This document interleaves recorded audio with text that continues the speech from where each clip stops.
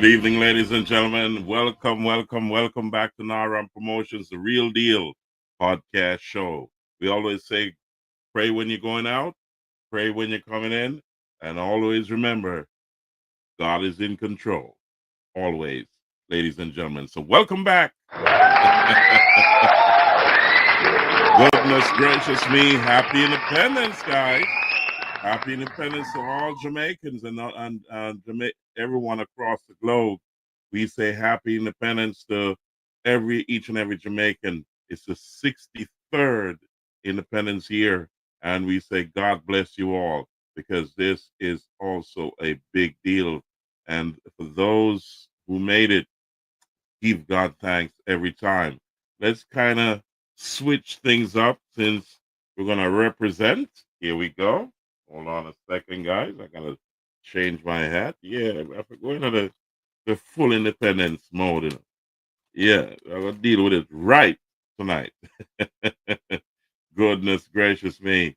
And, in true independence fashion, what we say, we're going to make it right. So here we go, guys. Before we get started, I got to play this for you. So let me bring it up on stage. First of all, here we go. Yeah, true independent style. Let's move some things out of the way. Let's see. Let's move this. Yeah.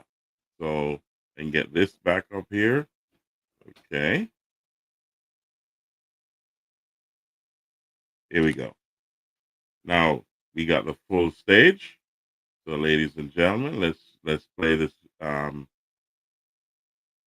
Let's play this video for you to see. And I got to cue this up for you.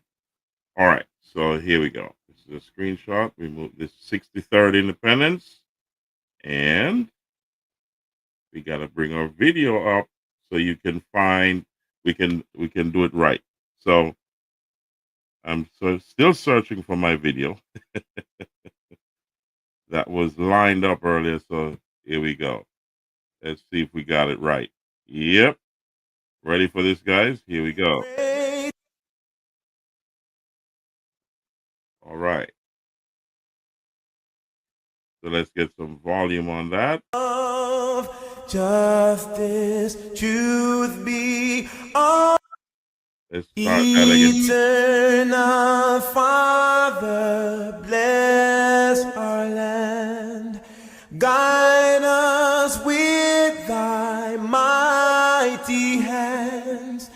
Keep us free from evil powers.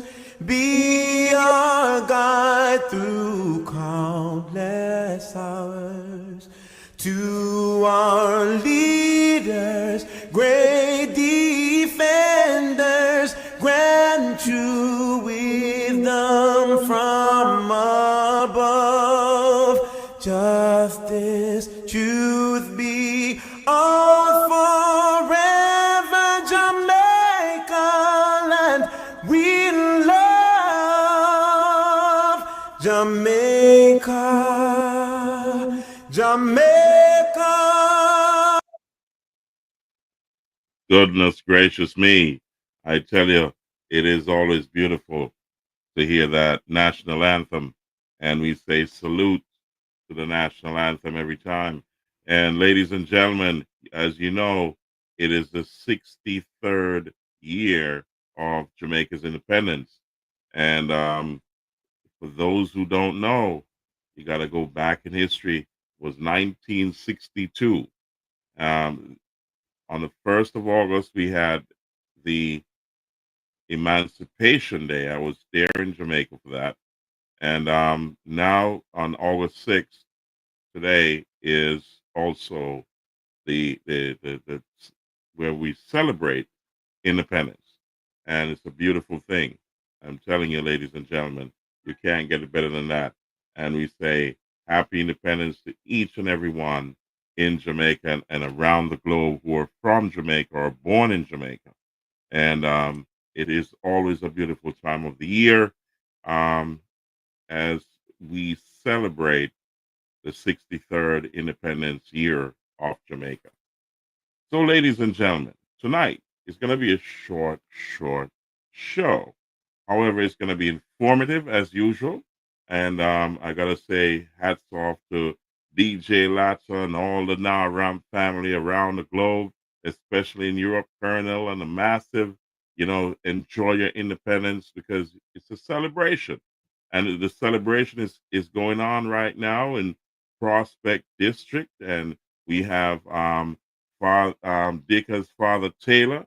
It's going on right now, guys. So if you're in and around southeast, southeast Central Elizabeth, southwest Manchester, or South Central Jamaica, go to Prospect District and check out Taylor's Lawn, where he's having a wonderful independence dance called Badman Chill. Woo! Yeah. Sir Dick Taylor, I tell you.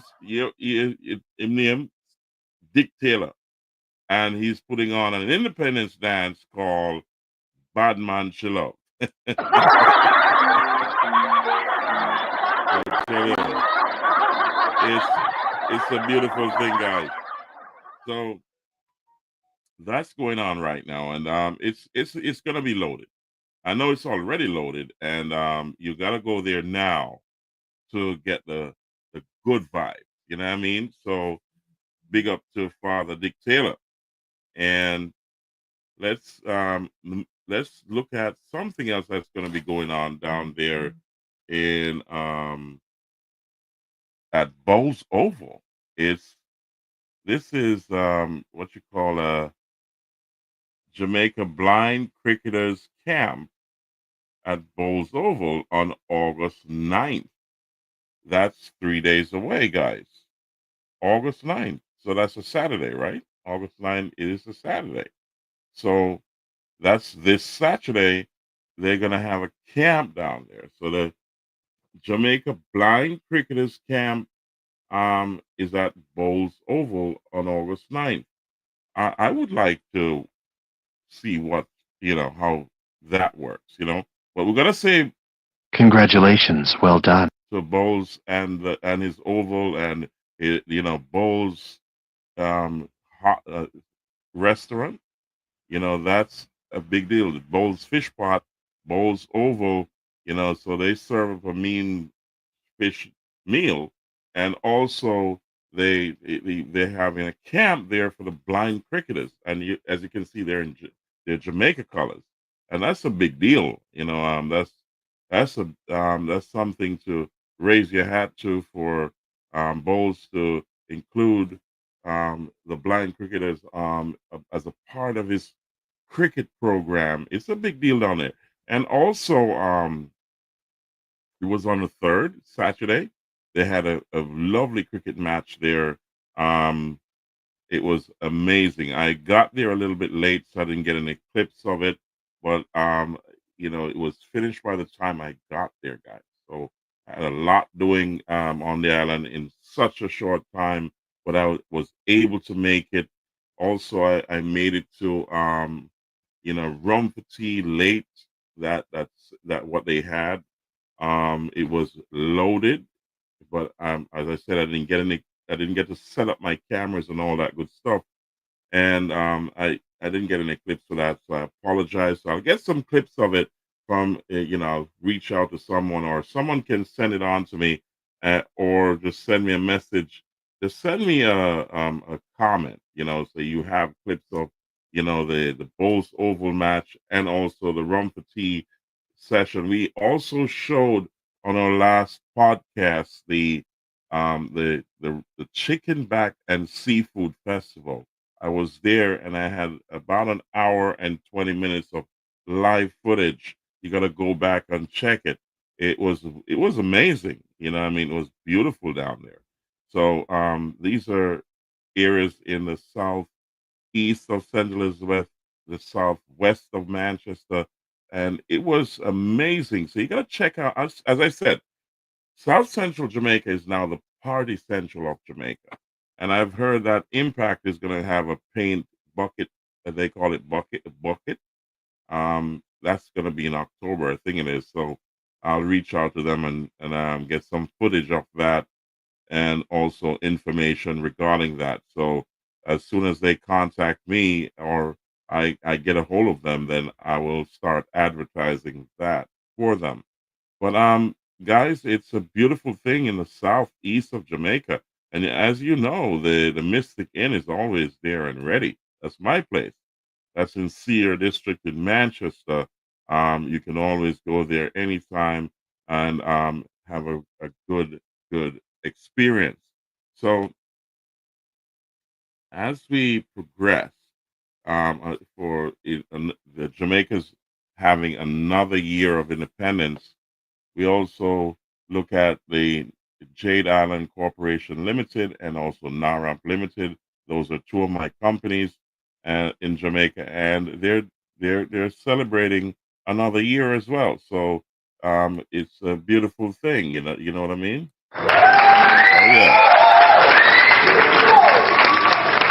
So we also have the subsidiaries, NARAM Promotions and NARAM Yard as well, that's attached to these two companies.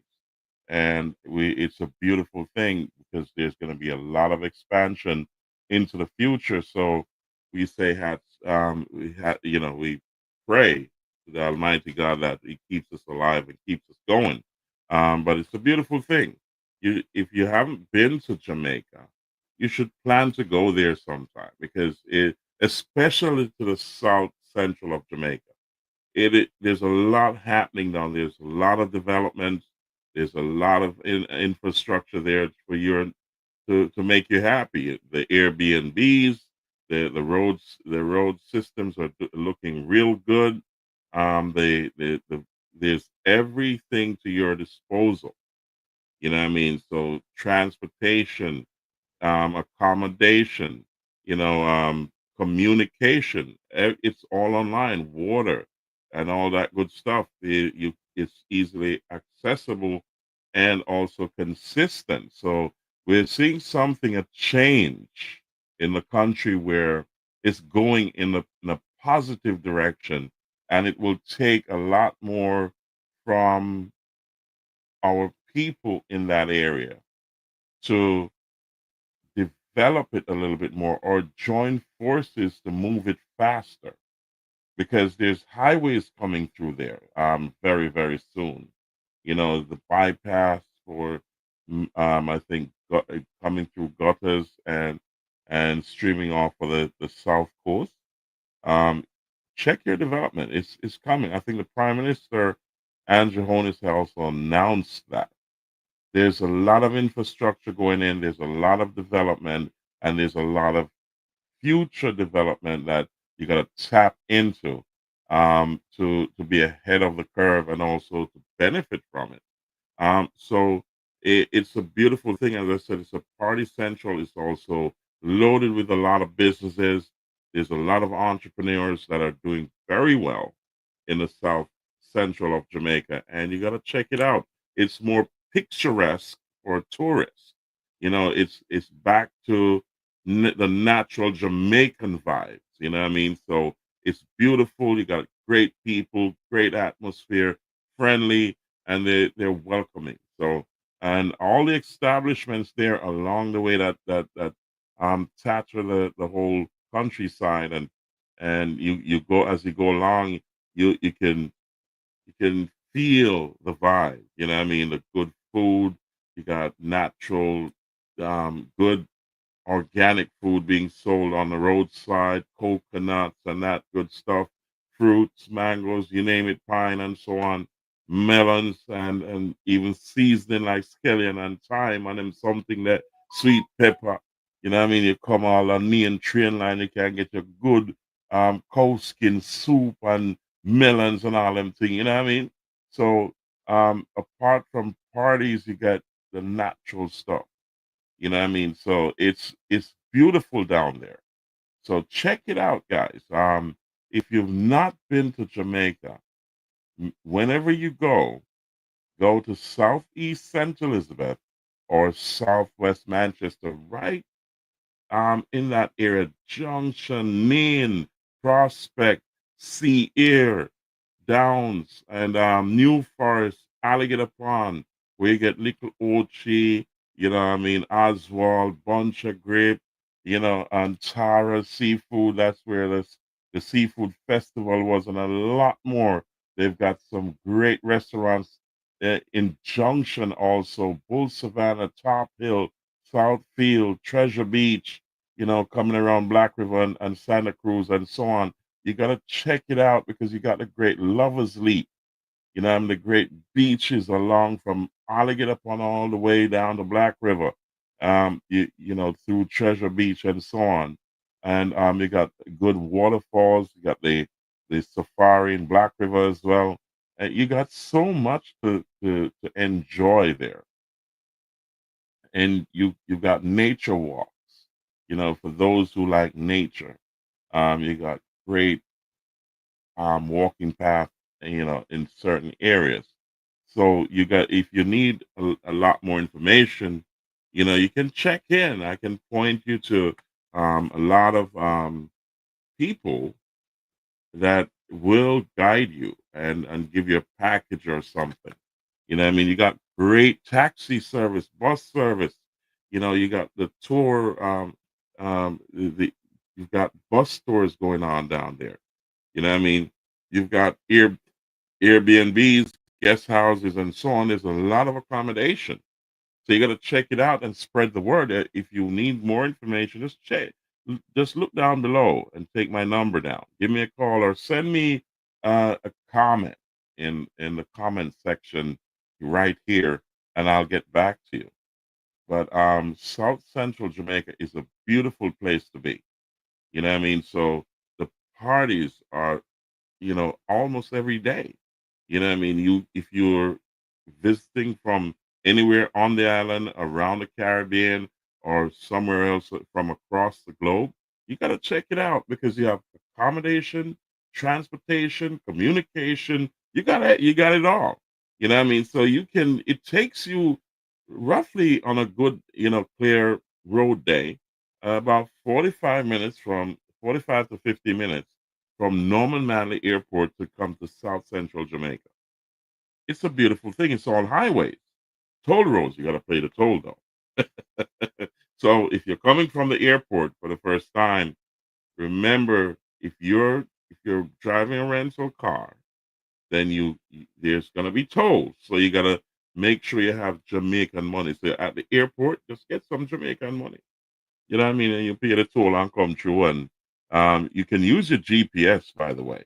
You can find the Mystic Inn on Google Maps. You know what I mean? So you type in Mystic Inn or Na Ramp Limited, and you'll get to my location.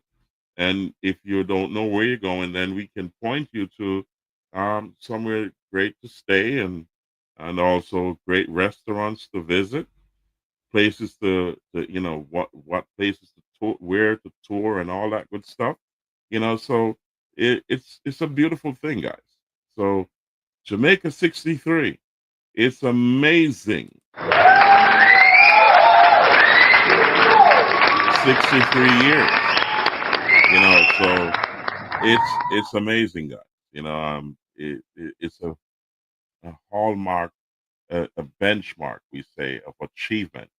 Yeah, Jamaica's coming up to 65 years. So, what we I say, I retire Jamaica, I retire.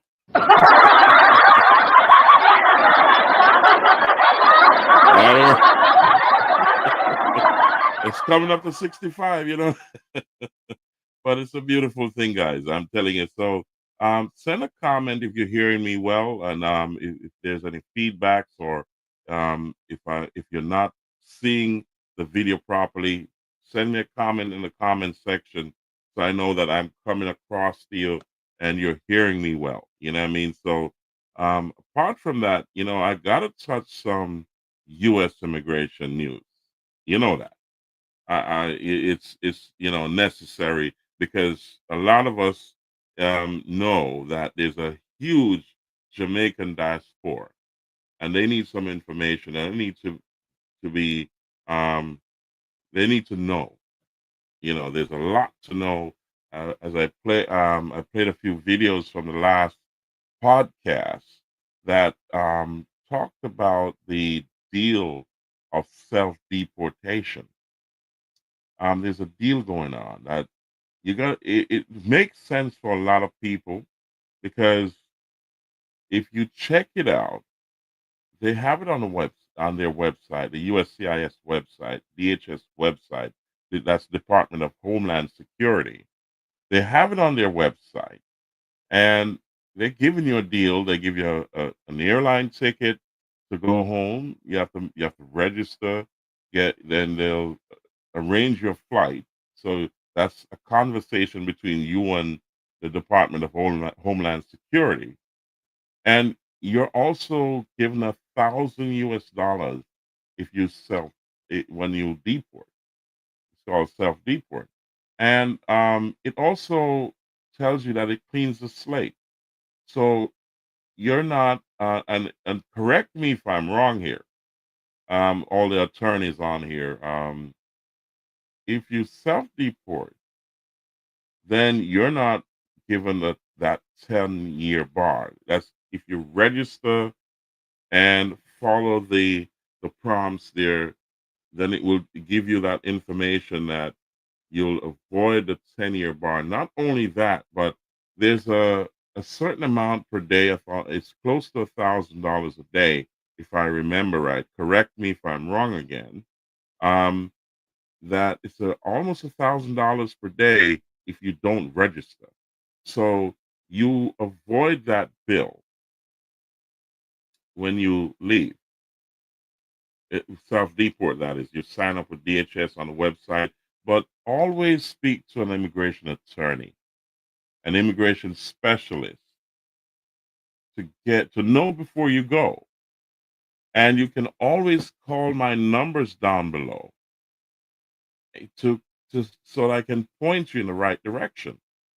All right. So for those who are here in the United States who have an immigration problem, speak to an immigration attorney or an immigration specialist, or call my number down below and I'll point you in the right direction if you're fearful of calling any numbers or coming forward. But if you do not act, then matters can get worse for you, a lot worse. So you need to make a decision and make a decision quickly. You get what I'm saying? So, ladies and gentlemen, I'm going to play also 2 videos of before I play those videos, let's look at the Jamaica Grand Gala before we go into those 2 videos. So, or I think I'm going to play that at the end. Close on a good note. Let me play the 2 videos from what's going on here, and also to give you a tip, also of how to navigate yourself through this immigration landscape. So let's get into it, guys. Let me bring that video up right now, and we're gonna look at what's really going on here. So let me share that with you, and let's see. Here we go. Okay, so we're going to get into this video right now. Let me bring that on screen for you. Here we go. And let's start playing the video. Yes, Some Medicaid data will soon be available to ICE agents. The Trump administration argues actions like this are necessary for their crackdown on immigration. America, we just got some breaking news that's going to send some shockwaves through sanctuary cities across the country. The Trump administration has approved a massive data sharing agreement that gives ICE access to personal information from nearly 79 million Medicaid recipients, including home addresses, ethnicities, birthdays, and social security numbers. This is all part of Trump's efforts to arrest 3 3,000 undocumented immigrants daily. But here's what's going to make Democrats lose their mind. DHS says that this is an initiative to ensure illegal aliens are not receiving Medicaid benefits that are meant for law-abiding Americans. Finally, somebody checking to make sure tax-funded healthcare isn't going to people who shouldn't even be here.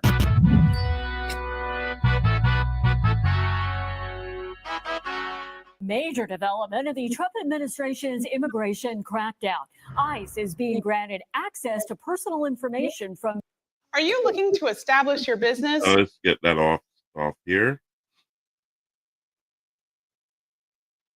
What is up, guys? Tyson Dela Cruz here. Thank you so much for rocking with me. This is exactly what we voted for. No more games, no more sanctuary policies, and no more allowing illegal immigrants to drain resources meant for American citizens. Let me break down this absolutely massive operation. According to the Associated Press, federal immigration officers now have access to home addresses, people's ethnicities, their birthdays, and even their social security numbers for nearly 79 million people enrolled in Medicaid. In its continued effort to arrest 3,000 undocumented immigrants daily, the Trump administration will now start sharing the personal information of nearly 79 million Medicaid enrollees with ICE. The Department of Homeland Security described it as an initiative to ensure that illegal aliens are not receiving Medicaid benefits that are meant for law-abiding Americans. Think about this. We're talking about nearly 8 million records that ICE can now research to identify people who are in our country illegally and using benefits meant for Americans. Now, here's some important details about how this system works. Now, there is a catch to the new agreement. According to the Associated Press, ICE agents will not be allowed to download any of the information,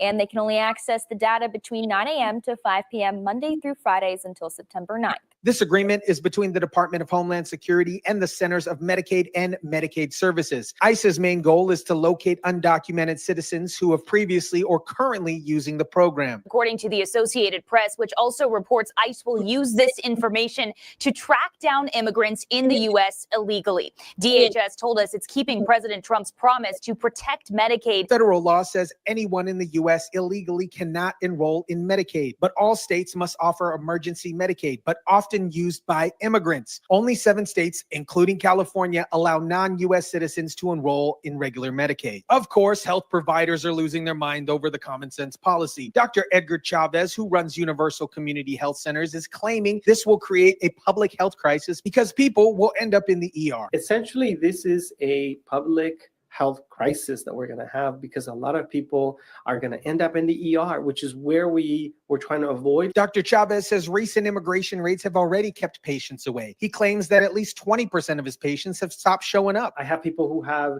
very advanced diabetes and hypertension who, and they're undocumented, and I got them to get Medi-Cal. But here's what Dr. Chavez doesn't want to admit. These people shouldn't be using American taxpayer-funded healthcare in the first place. If they're here illegally, they need to go back to their home country and get healthcare there. Healthcare providers are claiming this is a huge breach of trust because they told patients that their data would never be shared with the federal government. But that agreement falls apart when you realize these people are breaking federal law by being here illegally. We got a lot of those people to join Medi-Cal, right? We told them, trust us. This data is never going to make it to the federal government. This data is not going to be shared with anybody.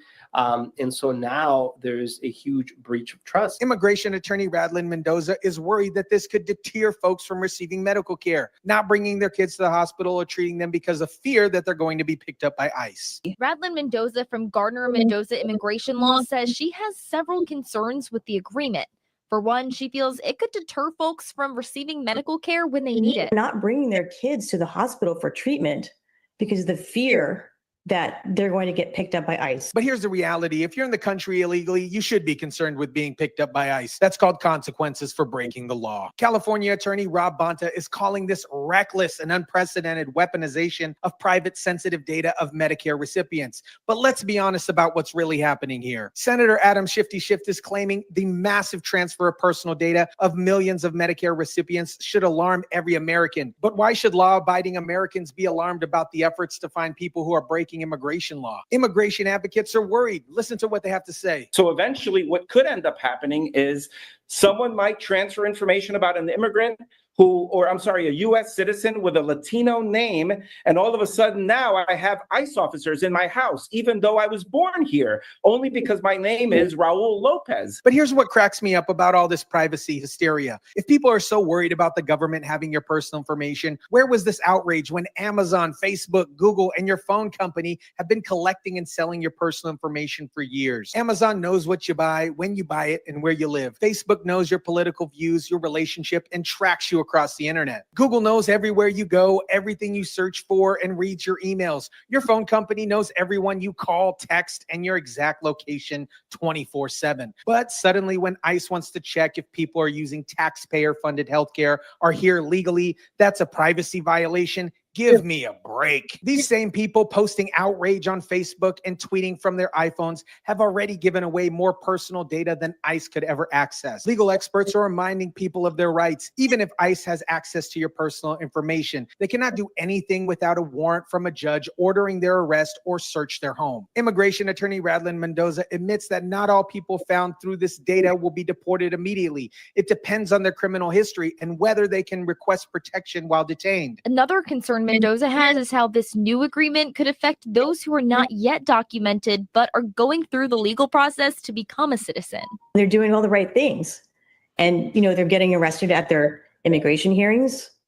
They're getting arrested at their immigration interviews. But here's what she's really worried about. People who are going through the legal process to become a citizen, but you're still here illegally. If you're here illegally, even while you're applying for legal status, you're still breaking the law. The majority of the people identified through this system will still go before an immigration judge while they're being detained, where they can pursue protection and request bond. The difference here is they'll be detained instead of released into American communities. Of course, sanctuary states like California are already planning to resist this common sense policy. Only 7 states, including California, allow non-U.S. citizens to enroll in Medicaid. But federal law requires emergency rooms to treat anyone in a medical emergency, regardless of immigration status. Undocumented immigrants and even some documented immigrants do not qualify for basic federal Medicaid. However, they do qualify for emergency Medicaid. This creates a massive loophole where people can get expensive emergency care at taxpayer expenses instead of preventative care. But the solution isn't to give illegal immigrants full Medicaid benefits. The solution is to enforce immigration laws so they're not here in the first place. When ICE has to reach a daily quota of around 3,000 people per day, they need efficient ways to locate people who are here illegally. This data sharing agreement provides exactly that capability. This Medicaid data sharing is part of a broader Trump administration strategy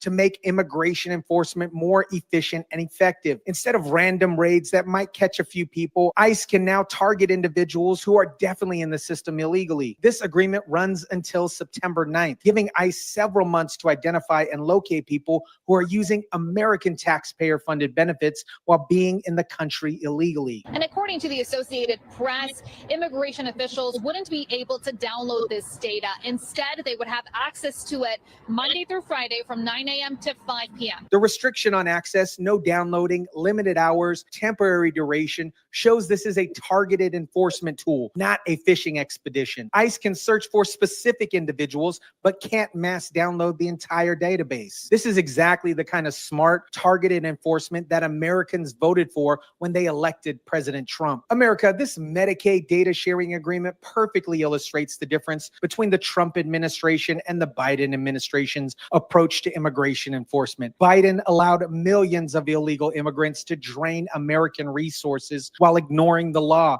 Trump is using all available data to enforce existing immigration law. The hysteria from Democrats and immigration advocates reveal their true priorities. They care more about protecting people who are here illegally than ensuring American taxpayer resources go to American citizens and legal residents. And let's be real about this privacy outrage. Amazon, Facebook, Google, and your phone company already have more personal data on you than ICE can ever access through the Medicaid agreement. But nobody's protesting outside of Facebook headquarters about privacy violations. If you're here legally, you have nothing to worry about. If you're here illegally, you should be worried, because that's what accountability looks like. ICE still needs warrants to search homes and make arrests, but now they have a better tool to identify people who shouldn't be using American benefits. This is exactly what we voted for. Smart, targeted immigration enforcement that protects American resources for American citizens and legal residents. The days of treating our immigration immigration law like suggestions are over. Let me know what you guys think about this. Drop it down in the comment section down below.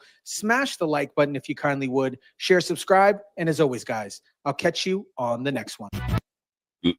Ladies and gentlemen, you heard it. And if you go back to a podcast I had a couple of weeks ago, just go back and look.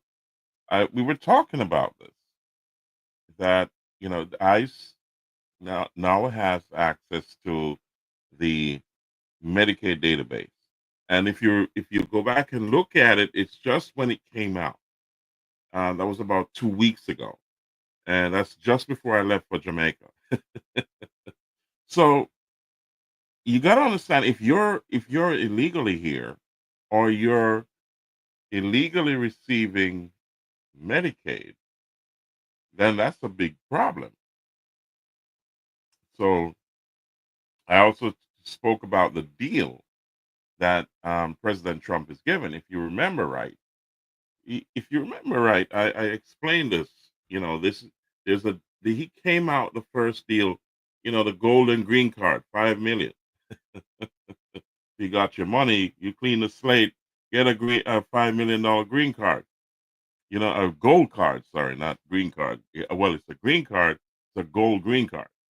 So after that, he came out with he's saying, look, self-deport. We'll give you $1,000 on a free airline trip. Then he opened is it not Guantanamo, but El Salvador. Then you heard about Guantanamo. Then you heard about Alligator Alcatraz. Then you heard about Africa and all those good places, and they're opening more states for more incarceration. Detention of illegal migrants. And now they're having the ICE sweep. Then the big beautiful bill was signed, and everybody's sitting back, and I'm saying, you got to move now. I've been saying this over more than a year. Make a decision. You can't hide the South for the next 4 years. He's just been here, over 7 months, and they're making changes. He was campaigning on that for 2 years before he got in office. He won the election in November, and he was inaugurated on January 20th. And you're still sitting around, not taking care of your case. Let me give you a tip with the next video. So you think about this for a second. I don't know who this will benefit, but think about it. Let's share this with you and see if it helps you. So therefore, here we go. Let Attorney McBean give you a little bit of a tip here. So let's bring that on stage, and here we go. Okay, and then we'll put some audio to that. Someone who is on asylum marry a green card holder. Yes, you can marry whoever you choose to marry. If you've applied for asylum, I'm assuming it's pending. I don't know if it's pending and the individual marries a green card holder, they can do that. Green card holder can start the filing for you. And after the filing is approved, we would consider whether the green card holder is now a U.S. citizen to help transition you to adjustment of status. And someone who is on asylum marry a green card holder. Yes, you can marry whoever you choose to marry. If you've applied for asylum, I'm assuming it's pending. I don't know if it's pending and the individual marries a green card holder, they can do that. Green card holder can start the filing for you. And after the filing is approved, we would consider whether the green card holder is now a U.S. citizen to help transition you to adjustment of status. And someone who is So I play that twice for you guys so you understand what is going on here.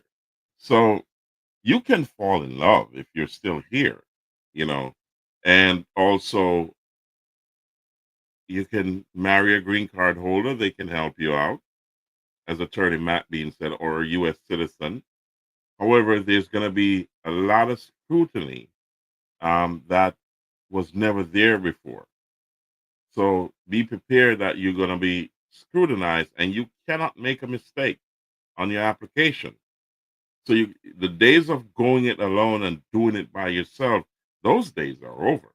One mistake, you lose your money, you got to start over again. And also the fees have gone up. So you got to make a decision whether or not if you can afford it, number one. And number two, if you have that fee meter running for that $1,000 a day, you got to figure that out too.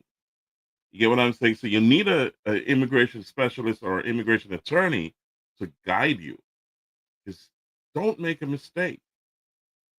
Those days are over when they'll ask you to correct things. They just throw your application out, and you got to do it all over again, and you got to find some more of this greenback. Those days are over, guys. You can't go it alone. You need an immigration specialist, an immigration attorney to assist you, to guide you and point you in the right direction. Send me a comment. Here, my number scrolling down below too. Comment here, and I'll get back to you. You get what I'm saying? So I wanted to play that video for you so that you have some idea of what you can, an option.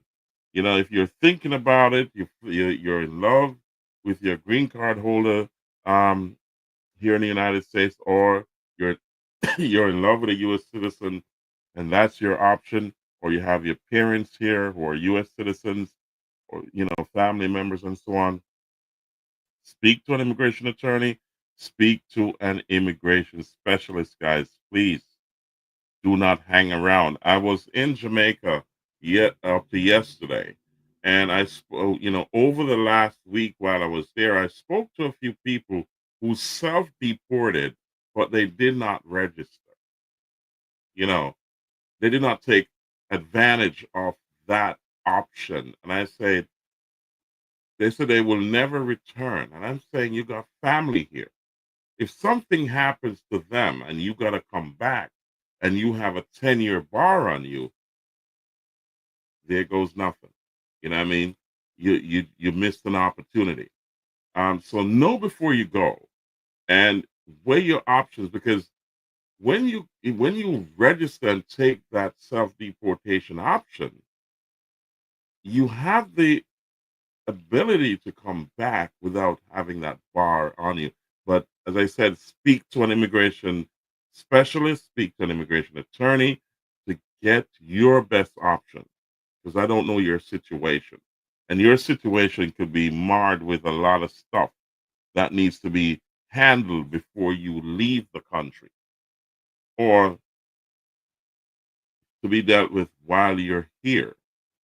You get what I'm saying? Or in the process. I don't know your situation. So you got to speak to an immigration specialist, speak to an immigration attorney, so that you know before you go. It is always great to have that information. So we're going to play one last video here, guys, and I'm going to close the show. As I told you before, it's Jamaican Independence, 63. And we say, congratulations, happy independence to all Jamaicans, yard and abroad. You know what I mean? So big up to the diaspora, big up to everyone at Jamaica right now celebrating, especially down South Central Jamaica, all the party crew in South Central Jamaica and across Jamaica and across the globe. We say happy independence. Let's look at some clips from the Grand Gala, and with them going to close right from there. So let me share my screen with you, and we're gonna check it out, because it was massive, it was wonderful, and I want you to get a feel of it if you weren't in Jamaica. I was not there to see it. Unfortunately, I had to be back here because of other reasons and other obligations, but I left yesterday, and this happened today. So, and one other thing, I was coming through Montego Bay Airport. And I don't know if anyone else saw this, but I did not see any banners like the 63 and the black, gold, and green stuff going on. Are they giving away stuff like little flags and all that good stuff? I didn't see it, unless it was on the the side where people were coming into Jamaica. While I was leaving, I didn't see anything there. That's strange. 63 years and I didn't feel it. I was happy because I was wearing my Jamaican shirt and thinking that, yeah, oh, well, everything is, nice and dandy, but I did not see that feel that it was independence in Jamaica. I don't know if anyone saw this, but if you were coming into the island, arriving in Jamaica, I don't know if on that side they had stuff going on, but that was the eve of Jamaican independence. And I was thinking while you were leaving, they'll give you little flags, little memorabilia. The place would be all tattered with the black, gold, and green. Didn't see it, guys. I don't know if you did, if anyone who was leaving yesterday recognized this. But I can't say much for the arriving passengers if that side was all decorated. I have no idea. But while I was leaving yesterday, it was never there, and it was strange. I was saying to Leon, who traveled with me, that we didn't see that or feel it even going through the airport.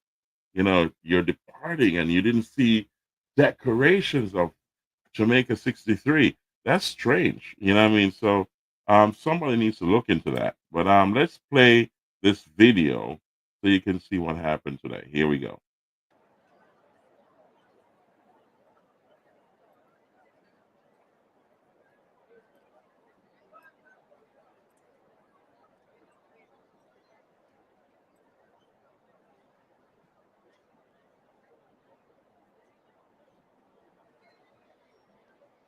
Let's kind of fast forward this.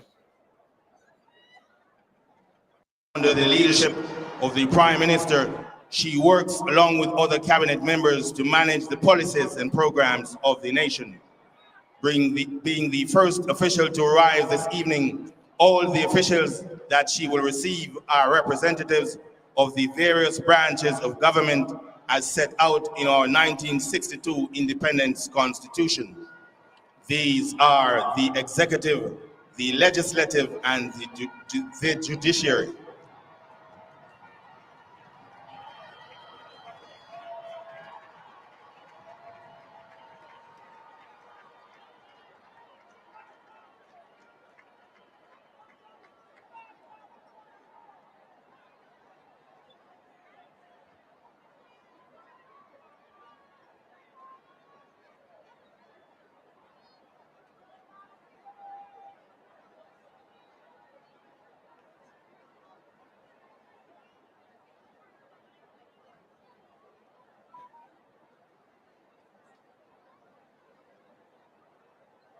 Ladies and gentlemen, boys and girls, as she arrives, please welcome the Minister of Culture, Gender, Entertainment and Sport, the Honorable Olivia Batsy Grange.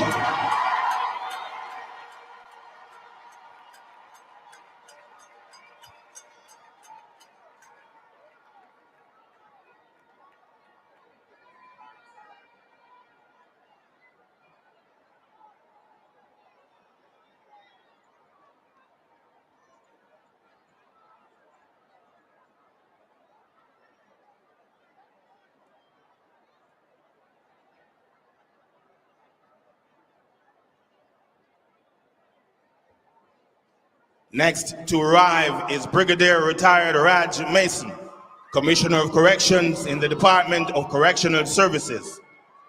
Brigadier Raj Mason assumed command of the Department of Correctional Services in April 2024 and is committed to leading the strategic transformation of Jamaica's Department of Correctional Services. A retired officer of the Jamaica Defense Force, Brigadier Mason brings over 33 years of distinguished military service to the role. Since his appointment in 2024, Brigadier Mason has championed the bold vision to modernize the department through enhanced security, rehabilitation, staff development, and innovation, all aimed at establishing the DCS as a world-class correctional institution. Brigadier Mason served as the president of the Caribbean Military Academy, the JDF's tertiary training institution based at Upper Camp.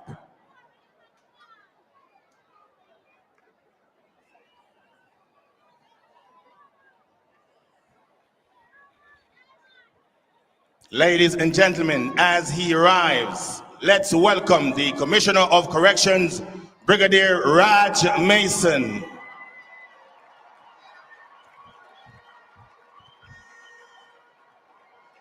The Commissioner is accompanied by his ADC, Overseer Glenford Davis, and will be met by Superintendent B. Paul Johnson.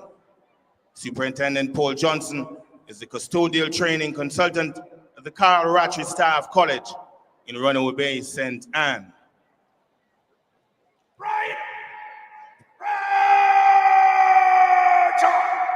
The Commissioner will then be escorted to the saluting dais, where he will receive a sword salute from the parade commander.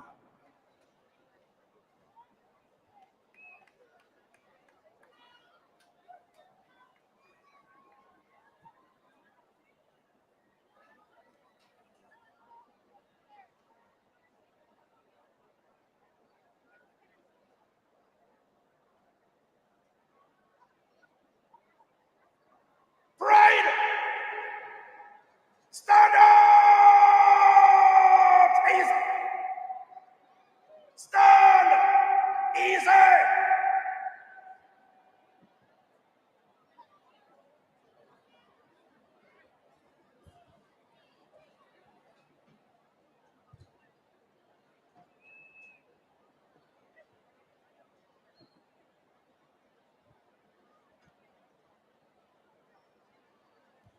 Third on the list of arrivals this afternoon is His Worship, the Mayor of Kingston and St. Andrew, Councillor Andrew Swaby. Councillor Andrew Swaby has the distinction of being the first citizen of the City of Kingston. The Mayor is the Chairman of the Kingston and St. Andrew Municipal Corporation, the KSAMC, which is one of 13 similar entities at the local level, which carry out specific functions of government under the direction of the Ministry of Local Government, part of the executive. We also recognize the continued work of the KSAMC in the revitalization of our iconic 153-year-old capital and UNESCO designated creative city of music. The largest city in Jamaica, Kingston is located on the southeastern coast of the island and faces the 7th largest natural harbor in the world. It is protected by the Palisados, a long sand spit which connects the town of Port Royal and the Norman Manley International Airport to the rest of the island.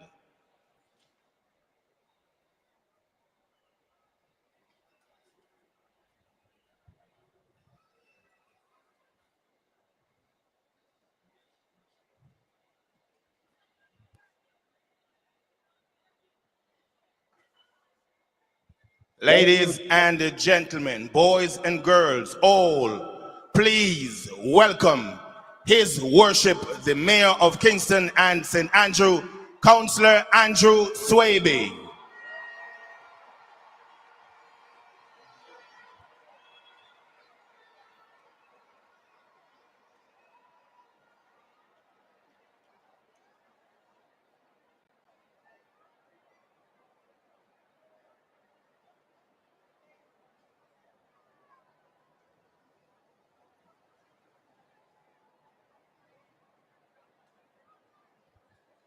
Arriving now is Mr. Richard Stewart, Deputy Commissioner of Police, representing the Commissioner of Police, Dr. Kevin Blake.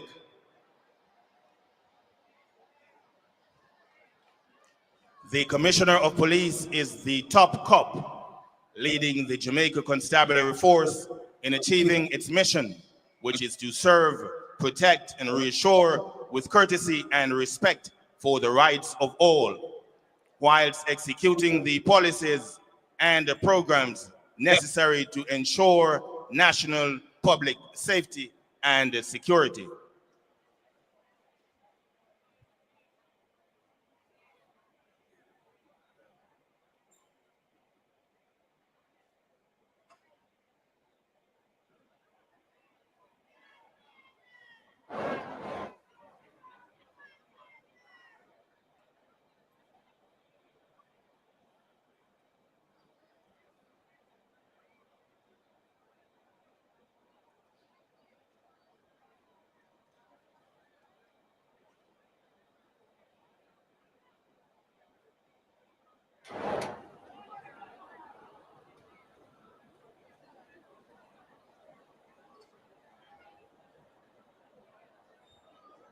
Ladies and gentlemen, boys and girls, please welcome Deputy Commissioner of Police, Mr. Richard Stewart, representing Dr. Kevin Blake.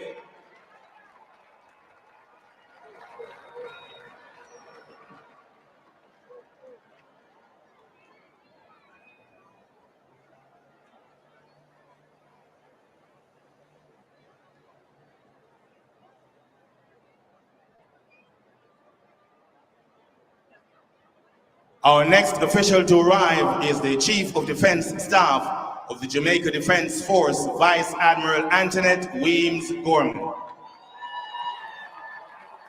Vice Admiral Antoinette Weems Gorman assumed command of the Jamaica Defense Force on the 22nd of January 2022 when she was appointed Chief of Defense Staff, making her only the second woman to lead a country's armed force in the world. Over her 33 years of service, she has held a number of significant appointments in the JDF, whilst being recognized as an expert in regional maritime security. In 2022, she was also recognized by the World Economic Forum amongst 10 women who made history globally. She held the chairmanship of the Global Chiefs of Defense Network for Women, Peace and Security in 2024 to 2025. Vice Admiral Weems Gorman is a career naval officer and holds a master's degree with distinction in national security and strategic studies from the University of the West Indies. She is currently the Vice Chancellor of the Caribbean Military Academy and is recognized globally for multiple pioneering achievements throughout her career.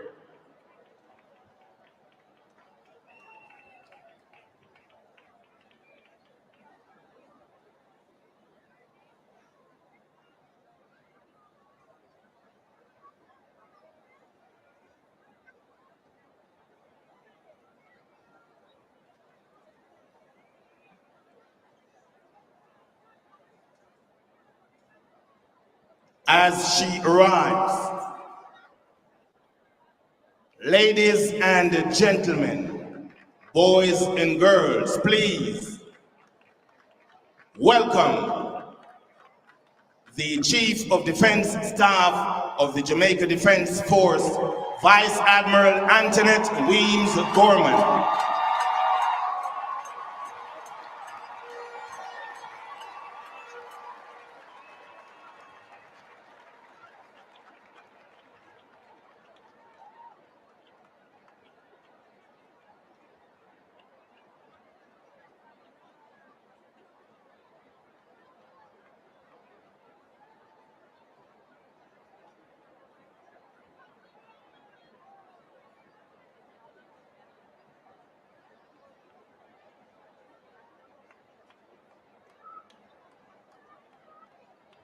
Next of our officials to arrive this evening is the President of the Court of Appeal, the Honorable Mrs. Justice Marva MacDonald Bishop.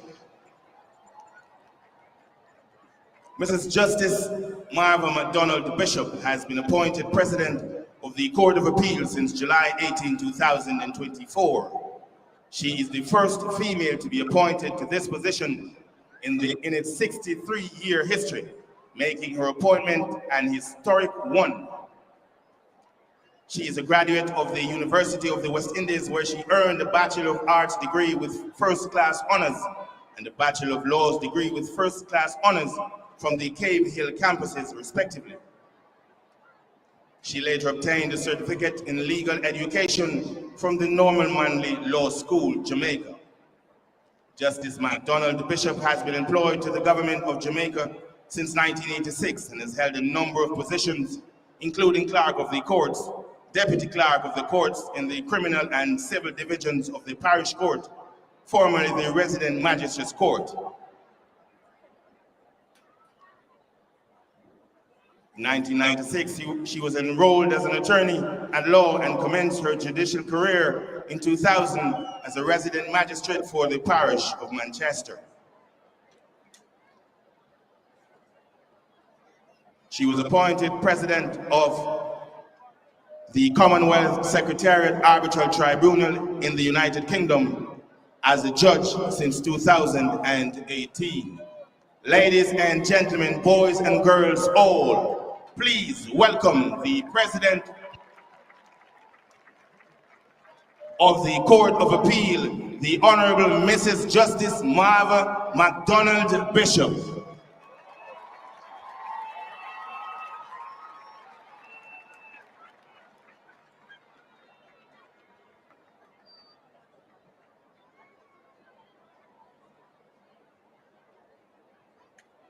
And ladies and gentlemen, the voice you hear announcing is a great friend of mine, Mr. Brown. I know him personally, and he's been Our doing next official to arrive this evening is the Chief Justice of Jamaica, the Honorable Mr. Justice Brian Sykes and Mrs. Sykes. Justice Sykes is a graduate of the University of the West Indies, where he pursued a Bachelor of Laws degree and a Certificate of Legal Education. He holds a Master of Laws degree from the University of Wales, College of Cardiff, with emphasis on intellectual property, international trade, transport, maritime law, and credit security, with a dissertation in moral rights in intellectual property. He joined the legal profession in 1986, where he prosecuted the resident magistrates court, now parish courts, while serving as clerk of the courts. On January 7, 2005, he was appointed puisne judge of the Supreme Court. Chief Justice Sykes has articles published in the West Indian Law Journal and has been a tutor in criminal practice and procedure at the Normal Manley Law School for over 10 years. He is a certified educator and a teacher of advocacy for advocates. He is the 8th Chief Justice of Jamaica and was sworn in on March 1, 2018.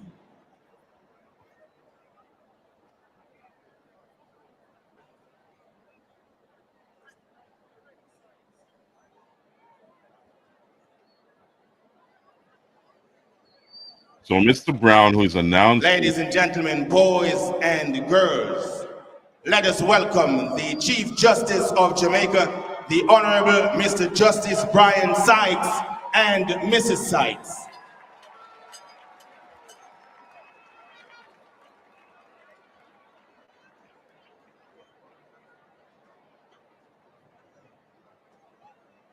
So, ladies and gentlemen, the gentleman who is announcing, Mr. Brown, he's also a part of the military in Jamaica.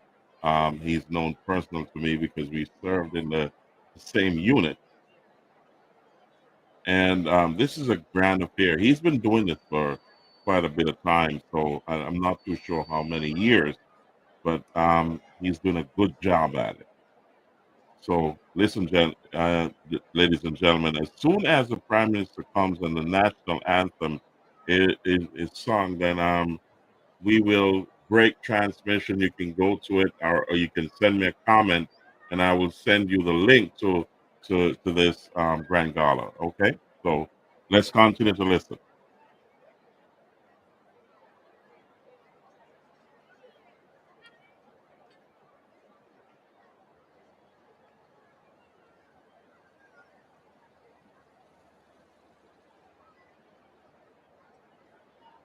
Next to arrive this evening is Senator the Honorable Thomas Tavares Finson, President of the Senate.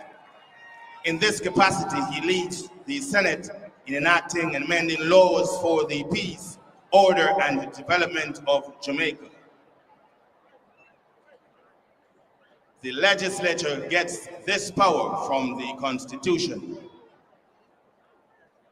Before any law is finally passed in Jamaica, signed by the Governor General, it must be reviewed by the Senate, which is also called the Upper House. It consists of representatives nominated by the Prime Minister and the Leader of the Opposition as provided for in the 1962 Constitution.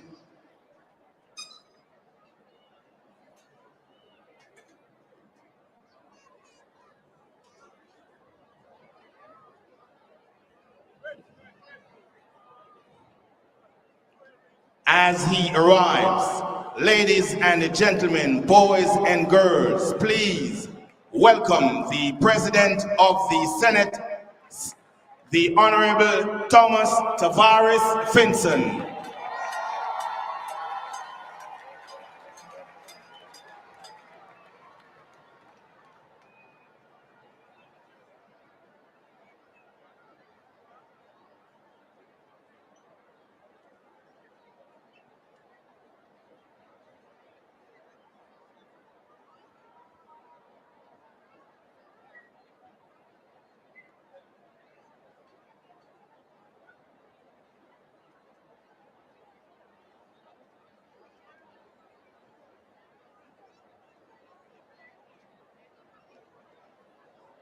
Ladies and gentlemen, boys and girls, arriving now is the Speaker of the House of Representatives, the Most Honorable Juliet Holness. The role of the Speaker of the House of Representatives is to see that other members keep within the rules of the House, that the rights of the opposition members are protected, and that every member gets a fair hearing. The Speaker of the House is perhaps best known as the person who keeps order and calls members of Parliament to speak during debates in the lower house. The Speaker calls MPs in turn to give their opinion on an issue. MPs signal that they want to speak by standing up from their seat, a custom known as catching the Speaker's eye, or they can notify the Speaker in advance by writing. The Speaker has full authority to make MPs follow the rules of the House during debates. The office of the Speaker of the House is created by Section 43 of the Jamaica Constitution. Born in Spanish Town, St. Catherine, Mrs. Holness is a graduate of St. Catherine High School. She undertook sixth form studies at the Woolman's High School for Girls and went on to earn a bachelor's degree in accounting and economics and a master's degree in accounting from the University of the West Indies, Mona. Mrs. Holness represents the constituency of East Rural St. Andrew following parliamentary elections in 2016 and re-election in 2020. She became the Speaker of the House in 2023. Ladies and gentlemen, boys and girls, please welcome the Speaker of the House of Representatives, the Most Honorable Juliet Holness.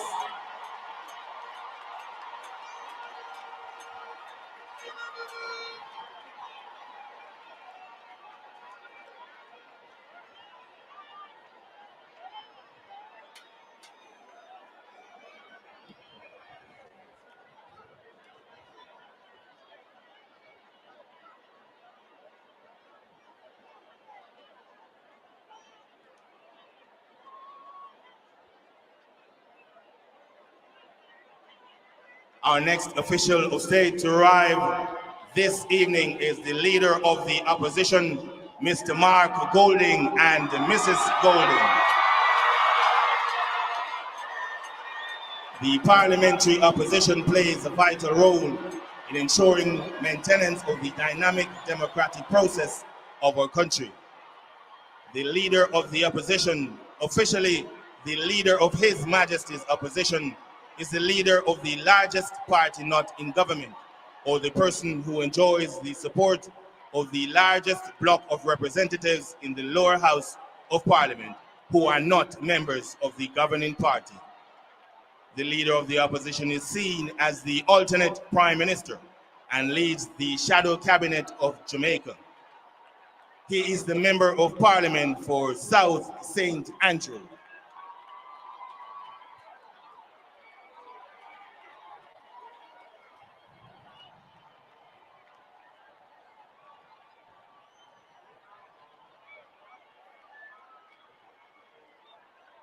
Ladies and gentlemen, boys and girls, please welcome the Leader of the Opposition, Mr. Mark Jefferson Golding and Mrs. Golding.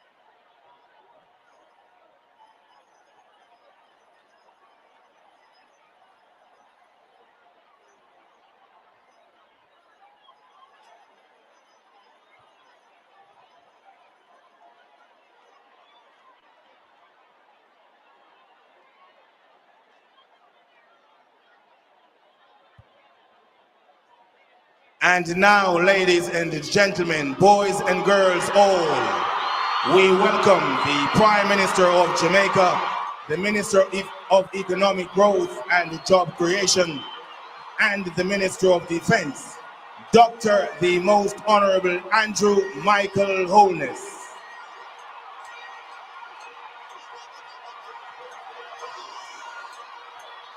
Our Prime Minister is the chief functionary and leader of the executive branch of government and official head of the cabinet. The Prime Minister leads the business of administering the affairs of the nation, acting in accordance with the Constitution in consultation with the Governor General. Mr. Holness has been holding the office of Prime Minister since 2016, gaining re-election in 2020. Before that, he made history by becoming Jamaica's youngest Prime Minister in October 2011 at 39 years of age. He proudly represents the constituency of West Central St. Andrew and has been their representative since 1990. Ladies and gentlemen, boys and girls, please stand and welcome the Honorable Prime Minister of Jamaica, Dr. the Most Honorable Andrew Michael Holness.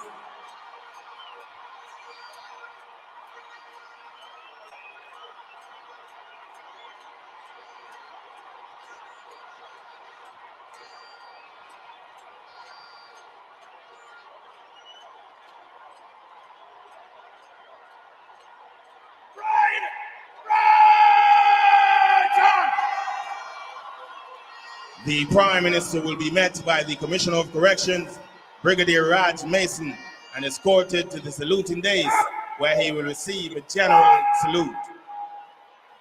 Please remain standing for the general salute.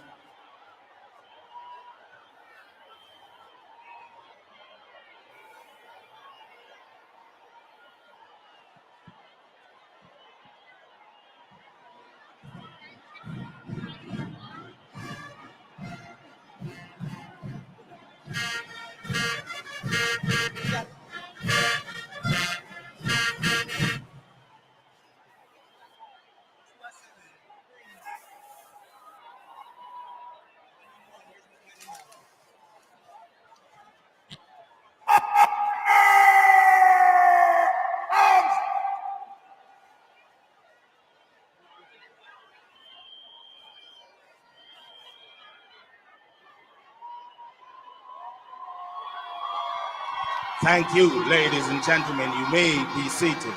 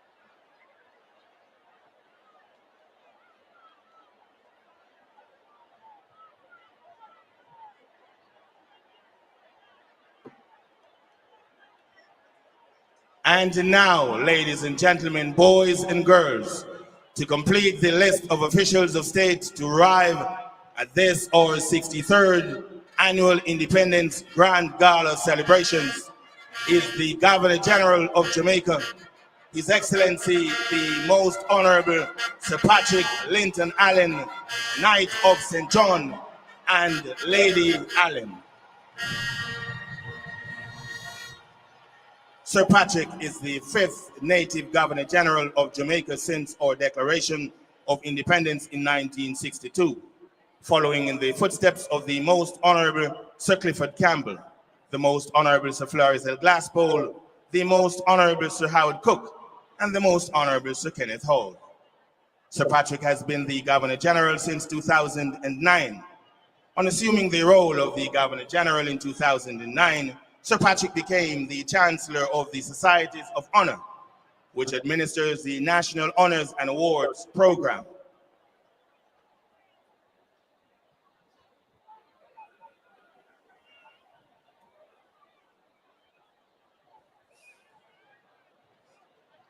Ladies and gentlemen, boys and girls, all,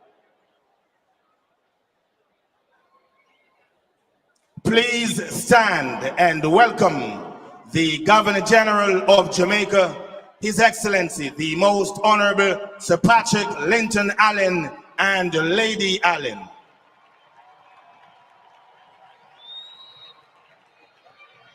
His Excellency, the Governor General, will be met by the Commissioner of Corrections, Brigadier Raj Mason, and escorted to the saluting dais, where he will receive a royal salute from the parade. Ladies and gentlemen, boys and girls, please remain standing for the royal salute and the playing of the national anthem. Pride! Pride! God of what up?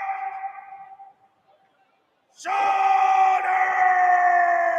Up!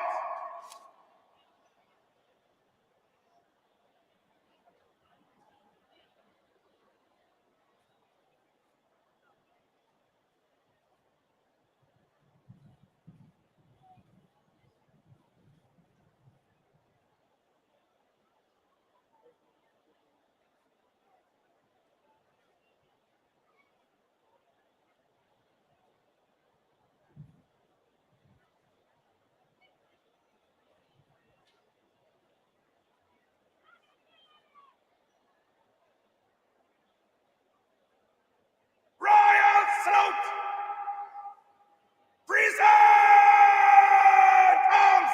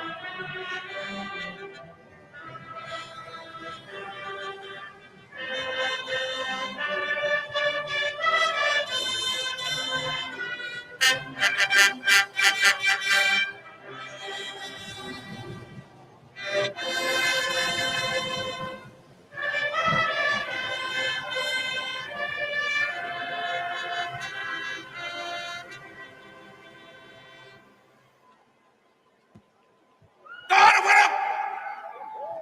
Shoulder! Arms! Thank you, ladies and gentlemen. You may be seated.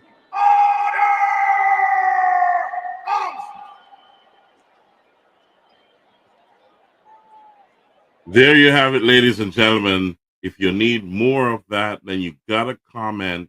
Send me a comment in the comment section, and I'll send you the link to the entire Grand Gala. It's about 4 hours of display here, so it's a beautiful thing. Go to it on YouTube. You'll love it, and I'm telling you, it is a grand thing, and I wish I was there, but I had to be here on other business. So, ladies and gentlemen, don't worry. You can always check it out. You know what I mean? So I say we're gonna close the show, and it was a beautiful show to begin with. Starting out with the national anthem being sung, and also we went through a lot of stuff that's been going on in the South Central of Jamaica. Dick Taylor's Lawn in Prospect District is going on right now, and you have a chance to still go there because it's 11:26 there, And it's still early in Jamaica. It's an hour behind. We're 12:26 here in the U.S., and you can still get there in time to enjoy yourself, especially other events across the island. It's still going on, guys. You know what I mean? So check out if you're just landing in Jamaica, whether it be Norman Manley or Sangsters International Airport. You know, there's a lot of stuff going on. I don't know where your final destination in Jamaica will be, but if you're close to South Central Jamaica, go to Dick Taylor's Lawn in Prospect District in Manchester. So when you get to Gutters, you head the way like you're going to Little Ocean and Alligator Pond, and you'll have a great time. Believe me, you will have a good time. In at that is Dick Taylor's Lawn, and I'll put the video up for the poster up for you, so you can see what I'm talking about, and you'll enjoy it. Trust me. Let me get it back here because I here it is.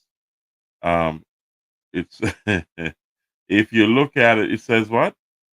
Dick Taylor's Lawn. Let's kind of open this up. It says here, let's kind of get this bigger for you.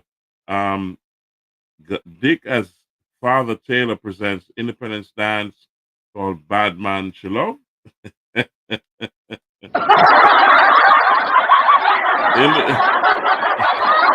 I like that name. Dick as Father Taylor. Dick as Father Taylor. Dick as Father Taylor presents Independence Dance called Bad Man Chilo. Congratulations. Well done.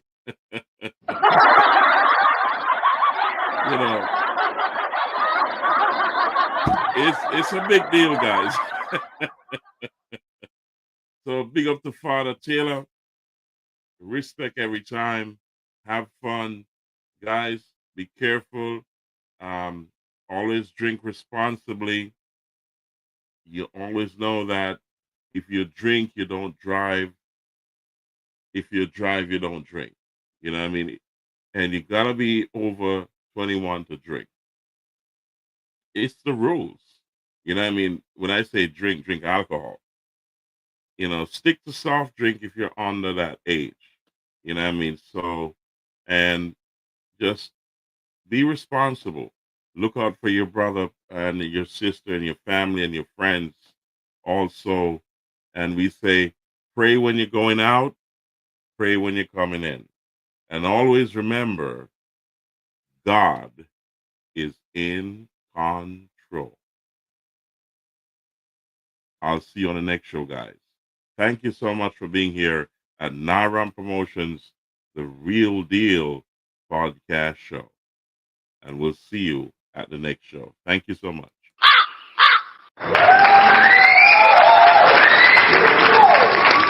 Thank you, ladies and gentlemen. We close the show tonight, and we'll see you at the next one. And we say big up to all the Naram family across the globe, especially Colonel Briggy in England, Burrow Smiley, Floyd, and all the massive there in England. You'll see them soon, right here live. And I'm telling you, it's going to be an epic show. And also, big up to DJ Latta. He's traveling. He's doing his thing. Whenever he's ready, he'll be back. But we'll tell you whenever that's going to be. All right? So, big up to all the crew in Jamaica, Cutty Ranks, that's Dane Bora, and all the massive, there. Big up to also Misha and all the family, all the Mr. Ken, Nikisha, and all my children, Shalene, Giovanna, and all my children here in the United States and in England. So we say maximum respect. We love you, and we're praying for everybody. So one love. We say big up Jamaica 63, and this is Naram Promotions, the Real Deal podcast show. See you on the next show. Naram Promotions is at you.